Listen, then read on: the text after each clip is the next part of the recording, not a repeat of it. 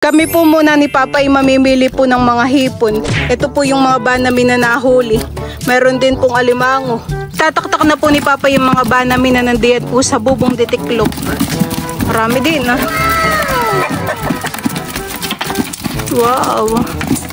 Isasali na rin po ni Papa yung nahuli po namin sa lambat. Baka yung mga kulang-kulang 3 kilo. Hindi lang.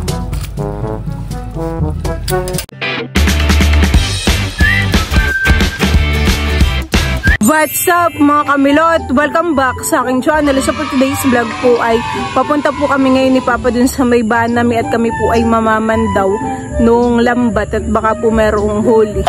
Kaninang madaling araw po yata ay umulan at ito pong mga lupa at saka dahon dito ay basa. Nadilig po ang mga tanim nila mama. Ako po ay nandito na sa may kubo at dito po sa gilid ay may mga isda. Nakayong isa'y bakuli. Aba, ay nakaibanami po yung isa. Oo, yung hipon.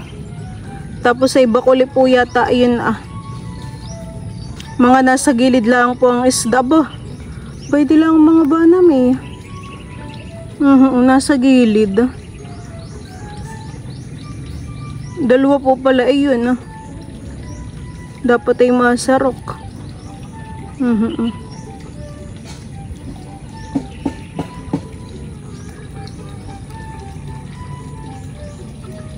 Ay marami Papa dito sa may prinsang banam eh. Oo.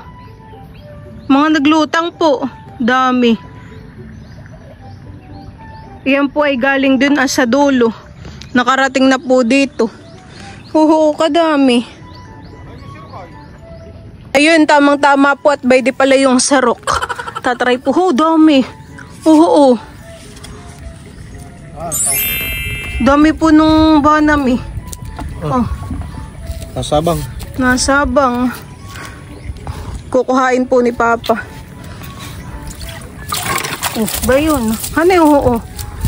Madami po yung kay Papa nasarok. Pati po dito, meron din sa mga gilid. Tayo ay nagsitakasan na.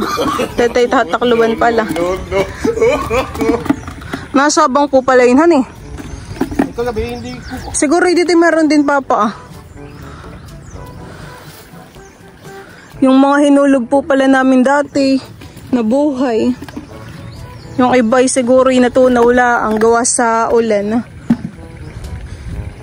Kaya nung sila Papa po na nag-harvest ay, diyan po. Oo. Ay ano pong laman itong bubo ah? Iba na meron po.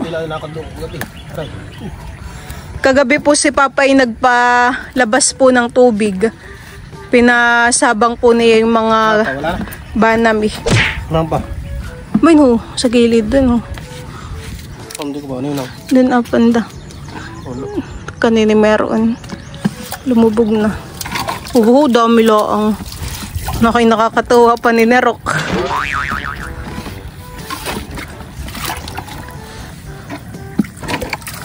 Ba yun? Dami puhan eh. Ay hindi yan lalabas dun sa ilog. May harang naman po yung prinsa dun ah. Hindi kaya nakalisod yan ay yun ay sira ah. Kaya kayong nirepair kahapon. Alin po? Yun lang ba't dito ah? Marami pong kababa namin dito ah. Baka po yung lambat ay may huli na naman han eh. At kung dito po yung meron ay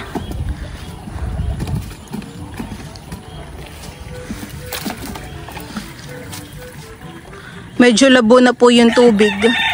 Ilalagay lang po ni Papa yung sarok. Ay nakadlo. Nalumpat pa. Hindi pa huli.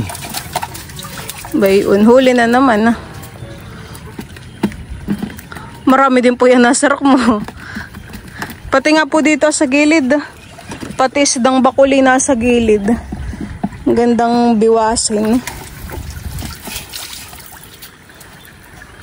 Dadali mo po ulit sa bayan. Mahal po ang kilo palahan at 420. Dati 400. Tumas po ng 20. Hindi kapag po bibili sa palengke may patong na. Oo. Baka nasa 500 na. Ho. Tumandala ko kahapon ay kagad ay may pinagbidyan ay. Nagpain ka rin po baga? Nagpain eh. Baka may kalahating kilo yung ating nasarok. Malalim po baga ang tubig diyan? Ano lang. Meron lang nasa isarok pa dalawa, tatlo.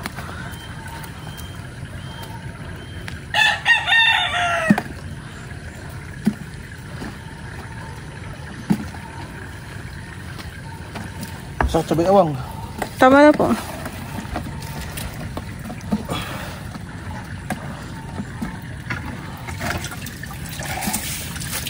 Tama na, papunta kami si Sarokin dun sa gilid. Ako po ay mayroong si Sarokin dito sa gilid. Pwede po yung banami. Gusto ko mahuli yung bakuli. Kasi nakawala na yata. Pwede po ang banami sa gilid. Sana hindi makaalis. Gagapang. Huli ka. Huli. Yun, nahuli ko po yung isa. Yung isa po ay nakatakas. Nakasarok po ako ng isang hipon. Idadagdag ko na po itong aking nasarok na isang hipon. Aba, tatakas pa. Gusto pa yatang bumalik sa tubig. Marami din po yung nasarok ni Papa. Bayan po tinatakluban po namin at lumalabas po sa timba. Sinasabugan na po ni Papa dito ng pids. Bliliit pa po Hindi katulad nung nasa kabilang pitak na pwede nang biwasin. At yun po yung mga nauna pang bangus. Kami po ni Papa ipapunta na po ulit dun sa dulo.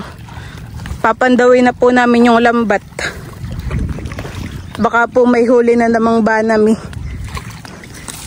Kahapon na ilang kilo pa pang nahuli ninyo ni Mama? Yung aming nadala. May 5 kilo. 5 kilo po yun. Binigyan mo pa nga po si Maloyehan Marami pala 5 kilo. Mga 6 na kilo, Milot. Binigyan ko din ang ating madila. Mga 6 na kilo daw po pala yung kahapon nilang nahuling banami. Bay kasama po namin si Mac. Malayo pa Mac. Pwede ka pang bumalik. Padaan, Mac. Pumunang dadaan. Kaya po lumalabas yung banami ay si Papa po yung nagpapalabas ng tubig. Ay sumasama po. Sumasabang. Katulad po ng bangusan sumasabang din. Nagpalabas ng tubig at nagpapasok. Parang gumanda ng daan dito. Ginras cutter daw po pala ni Papa dito. Kaya po wala yung damong matataas. Lagi nga naman pong pupunta din sa banami para hawan. Ako po ay lulusong dito sa tubig. Ganda naman po ang babaan. May matigas na lupa. Hanggang saan ang tubig na ito, Papa? Si Papa po doon na bumaba. Pantay ako diyan. Malamig po ang tubig. Gusto din po yata ni Mac maglangoy. Ito Miyaw na lang ng miyaw. Parang yan po ilo Ay, sayang. Hindi ilo na kinain ng... Ay, lutang naman po. Alay yun. Mahuhuli mo pa. Yun. Patay nga Lulubugin. Ba, may nagalaw agad. Ganayan po yung pamamandaw. Abo, kakatuwa po. Meron agad. Ay, dati doon lang po sa dulo may nagalawhan Ay, tinulong ko namin. Ako po yung lumusong. Pagkagabi, tinatas ko doon at nakasaan sa looban. Para lumabas po yung banamihan. Para sa maga ko lang papandawin. Nakatas po doon yung yung lambat. Pag sumabang na. Pag nagpalabas ka ulit ng tubig, sasabang lang.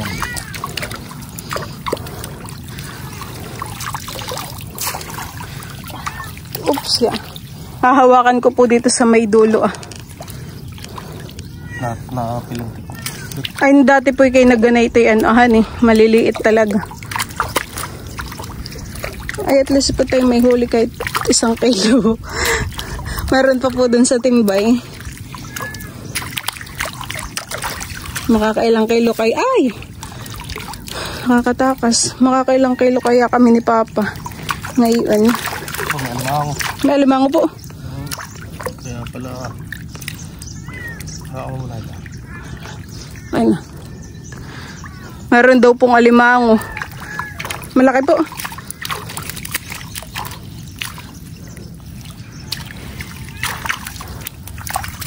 Piliin na lang kaya nata. Piliin na lang nata. Sa kapila. Ako po ililipat ng pwesto dito sa gitna. Kami po yung mamimili ng banami. Nasaan pa po baka kasi po, Bayan po yung alimango May 1 alimango. Kami po muna ni Papa ay mamimili po ng mga hipon. Ito po yung mga banami na nahuli. Mayroon din pong alimango. Wow, ay masipit.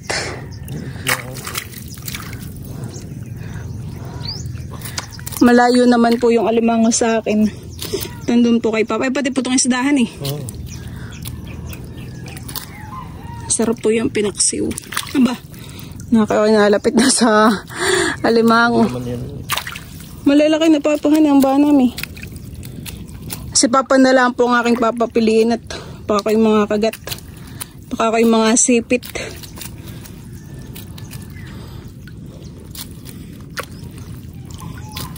At hahawakan mo na lang po yung alimango,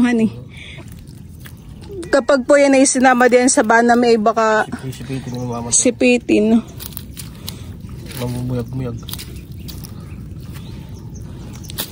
Hawakan mo na yun. May ilang kilo din po kaya ito? May kalahati lang yan. Madami. Sasama pa yung nasa may timba. Ito po yung aming nahuling banami. Yung pong alimango, hahawakan na lang po ni Papa. Sasama po niya yun dun sa may sako na ipagbebenta. Matibay ang hawak. Should mo tatangan ito ulit. May isa pa pala.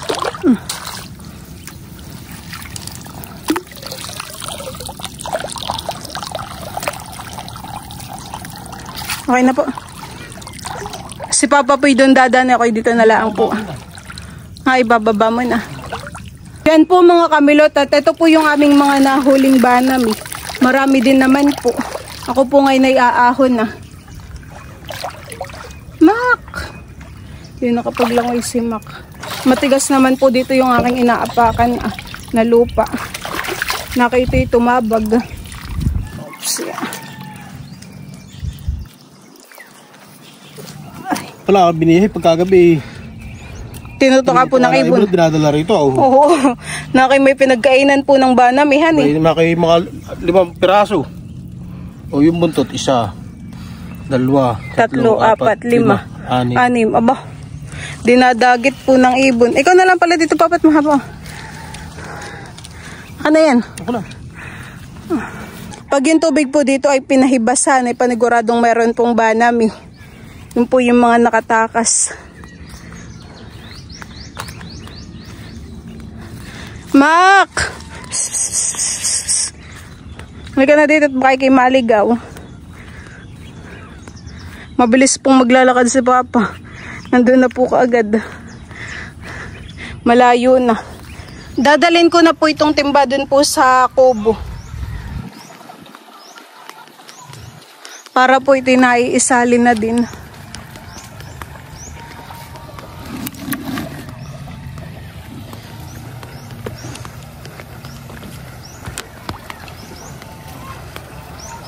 Meron pong 1 alimango dito po sa bubong ditiklop. Yan po ay gagapusan na ni Papa. Ito po yung nahuli natin May tali na po. Namamilo tayo ang bahag. Nakapagbabag. Ako po yung maghuhugas ng ka at maputik.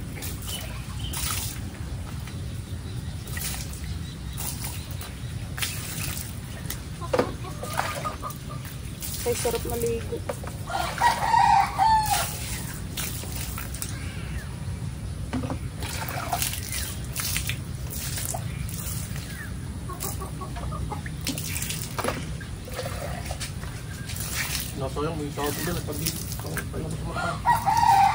Bay din na po yung dalawang alimango, tapos na po ni Papang gapusan.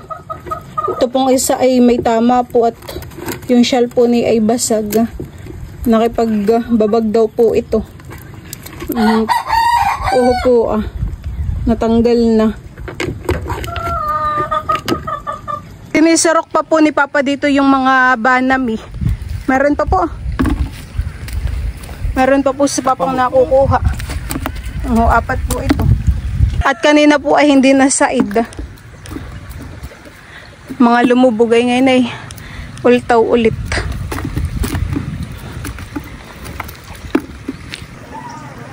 Akala ko pa ba may laman pala yung bubo.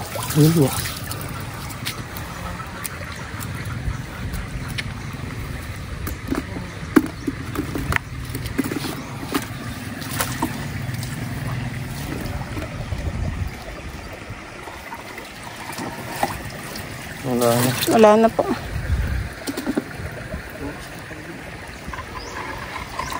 Ba yung isa?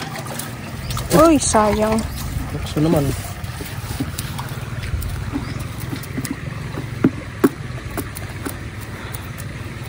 Kaya po siguro kakaunti ang nahuli natin doon. Pumunta na po dito. Nauna na. Kukunin po ni Papa dito yung bubong deteklo, pati yan po ay merong banami.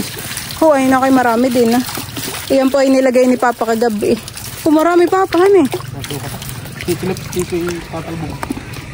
Yan po ay dadalhin namin sa kubo. Kapag po dito ay baka bumalik sa tubig. Ito yan po ay nalundag. Ay, tinutuka ng manok yung banami dun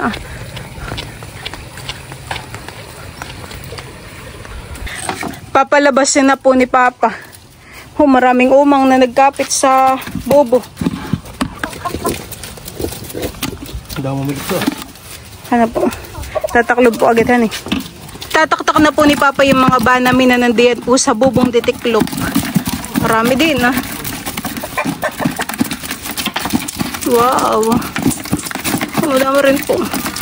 Hinapuhan Isasali na rin po ni Papa yung nahuli po namin sa lambat. Kalahati naman May ilang kilo kaya ito? Dami po. Mga 3. Takpan ko na po ulit. May pandala na naman po sa bayan.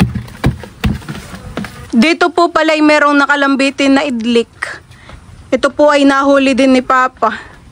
Hindi ko po napapansin dito pala may ganitong ahas. Nakatali po. Sisilid mo po muna sa ref. Hindi po muna ni Papa luluto. Hindi po muna ni Papa lilinisan. Siya po pupunta pa ng bayan at dadalhin yung alimangot banami. Hindi ko napapansin. Kanina po ako daan ng daan ay may nakasabit pala doong ganayon. Kaya pala dito may dugo Kami po ay pabalik muna sa amin.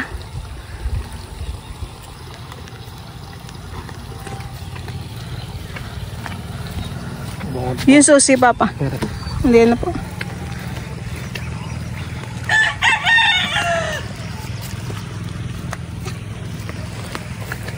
Marami din naman po yung nahuli naming banami ngayon.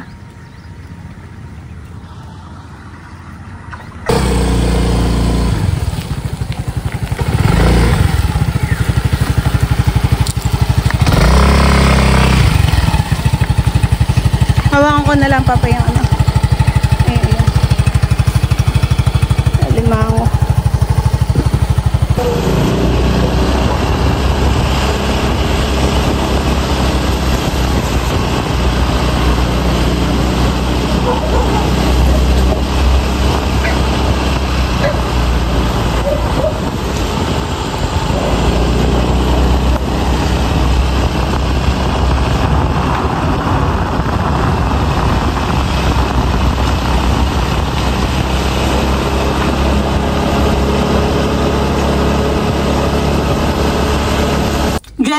kamilot, at ito po yung mga nahuli po namin ni Papa ngayon na banami. Akin na pong itataktak. At tatanggalin ko po yung tilapia. Ay madami.